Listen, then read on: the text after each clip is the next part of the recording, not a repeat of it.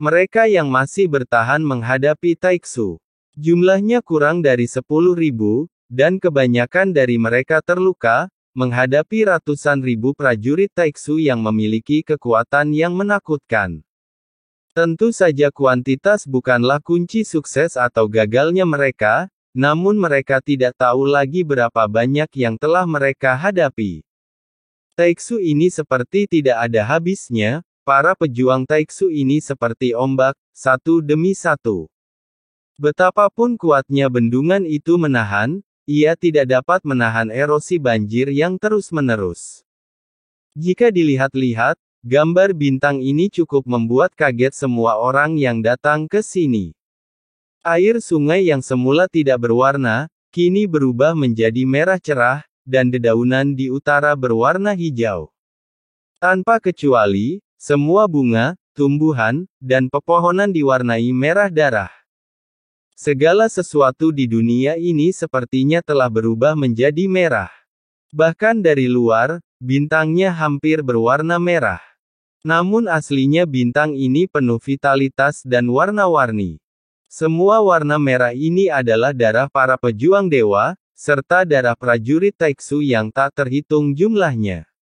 Mayat ada di mana-mana, lengan patah ada di mana-mana, dan bau busuk memenuhi udara.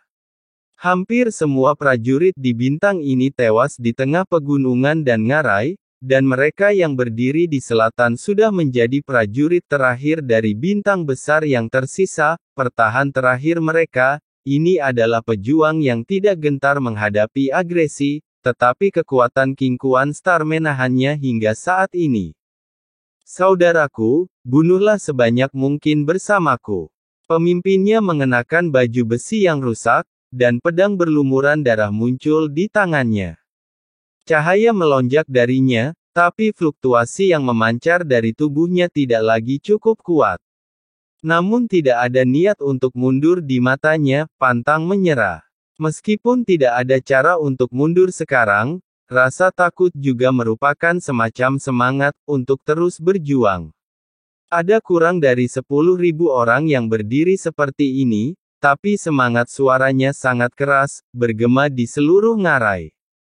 Tentara Taixu melesat maju terus, semua orang meraung, bergerak maju dengan ganas, dengan pedang di tangan. Pria terkemuka itu menghentakkan kakinya ke tanah dengan keras, menyebabkan tanah di bawah kakinya penyok, dan sebuah tubuh besar melesat seperti bola meriam, menyerbu Taixu seorang diri. Prajurit Taixu mengerumuni dan langsung mengelilinginya. Mereka bahkan tidak peduli berapa banyak teman yang mati di sekitar mereka dan terus menyerang. Memegang berbagai senjata, meskipun kekuatan Taixu ini tidak kuat, tetapi dalam kasus ribuan dan jumlah yang sangat besar, cepat atau lambat, kekuatan mereka akan habis dengan cara ini, dan mereka akhirnya akan mati karena pedang acak dari ribuan Taixu, dan bahkan seluruh tubuh akan mati. Tidak dibiarkan. Taixu, mereka punya cukup modal untuk menukar 1.000 prajurit Taixu dengan 1 jiwa, atau bahkan menukar 1 dengan 10.000.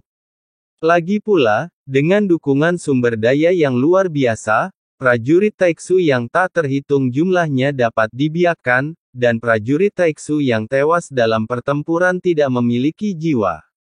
Mereka hanyalah tubuh tanpa jiwa, dengan teknologi Taixu bisa dibuat lagi.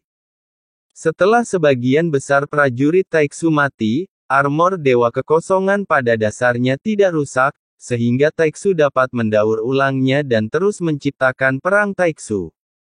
Dan semua Taixu mereka yang benar-benar memiliki jiwa semuanya berada di belakang tim.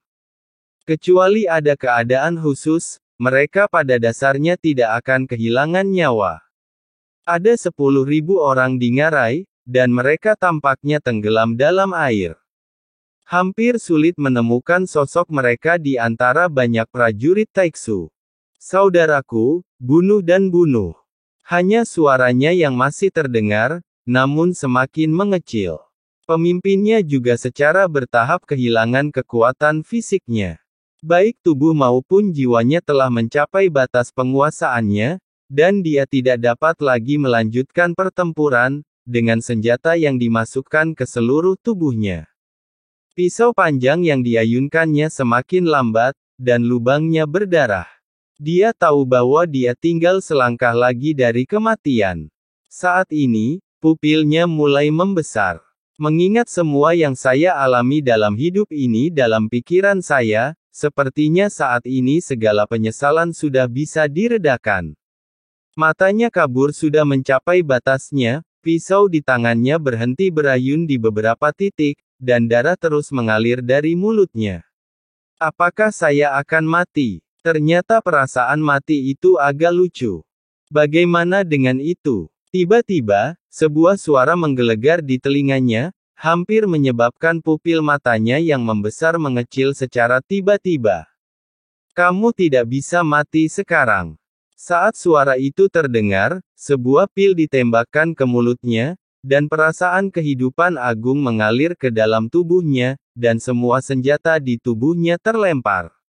Sesosok muncul di depannya. Dia tidak mengenalinya. Dia memiliki sosok ramping dan penampilan tampan, ini pasti halusinasi sebelum kematian. Pria itu tersenyum pahit, lalu menggelengkan kepalanya dan segera memejamkan mata. Dia mengira ini hanyalah momen kenikmatan sebelum kematian. Saat mata dan telinga mencapai ketinggian lengannya, suara yang didengarnya menjadi semakin jelas, jeritan, suara perkelahian, dan suara daging dan darah terkoyak. Saat ini, dia tiba-tiba membuka matanya.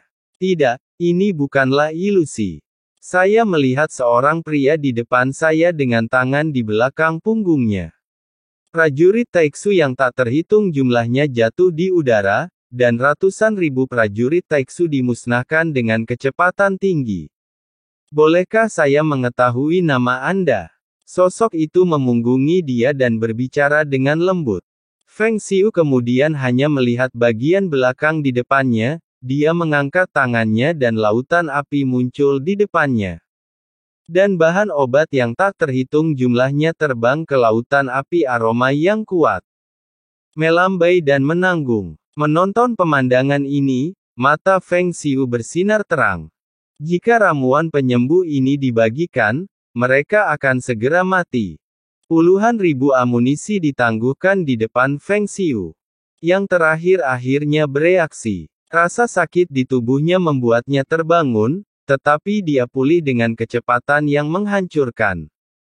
Tubuh fisik. Itu senior. Feng Xiu sangat gembira hingga dia hampir menangis, dan buru-buru mengambil pil tersebut dan membagikannya kepada orang-orang yang selamat di ngarai. Di atas langit, prajurit Taiksu berjatuhan di atas mayat seperti hujan, mengeluarkan suara teredam saat mereka jatuh ke tanah. Ratusan ribu prajurit Taiksu sepertinya bukan tandingannya sama sekali, dan kebanyakan dari mereka musnah dalam sekejap. Apakah Anda berasal dari dunia para dewa kuno? Feng Xiu selesai mengantarkan obat mujarab dan kembali ke sisinya. Yang terakhir berbalik, dan Xiaoyan lah yang baru saja memasuki Dongyun ketiadaan. Bintang ini sangat dekat dengan lubang cacing kecil, jadi saya datang ke sini secepat mungkin dan menyelamatkan beberapa prajurit ini. Apakah Anda berasal dari bintang ini atau Anda dikejar ke sini oleh Taiksu? Apakah ada Taiksu lain di sekitar? Xiaoyan mengabaikan pertanyaannya dan berkata dengan serius. Bintang ini disebut bintang Mayo, dan saya adalah nenek moyang bintang ini.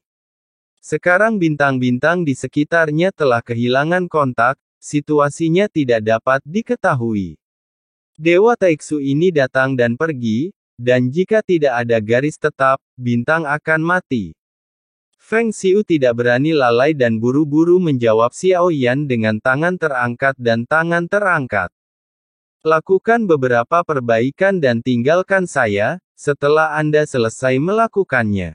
Xiaoyan mengangguk, tapi tidak berkata apa-apa lagi, melihat ke arah Su Shenhao yang lebih besar.